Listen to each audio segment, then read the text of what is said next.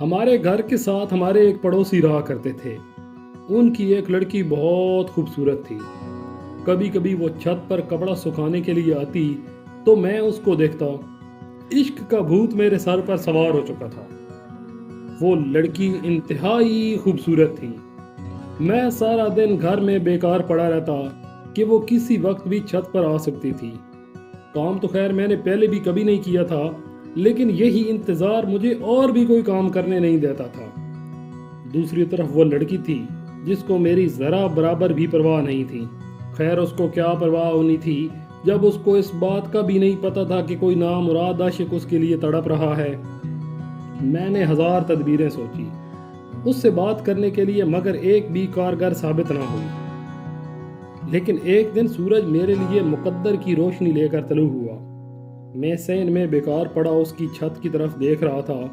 وہ چھت پر آئی، میں اٹینڈ شٹینڈ ہو گیا، اور اٹینڈ شٹینڈ ایسے ہوا جیسے کوئی فوجی جوان بارڈر پر اٹینڈ شٹینڈ کھڑا ہوتا ہے۔ اس نے کپڑے تار پر ڈالے اور نیچے اتر گئی۔ قسمت کی دیوی مجھ پر اس وقت مہربان ہوئی جب ہوا چلی اور اس کا دوپٹہ ہوا کے تختوں پر تیرتا تیرتا ہمارے آنگن میں آ گرا۔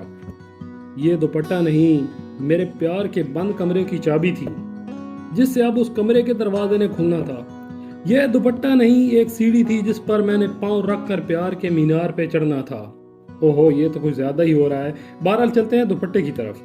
میں نے دوپٹہ اٹھایا، اس کو دیکھا تو وہ کافی گھسا پٹا نظر آیا۔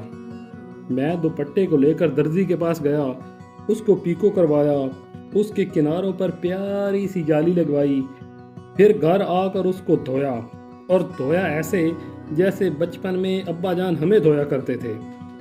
خیر دھو کر اس کو سکھایا اور پھر استری کیا، اور پھر ایک انتہائی خوبصورت شاپر میں پیک کر کے ان کے گھر دینے گیا۔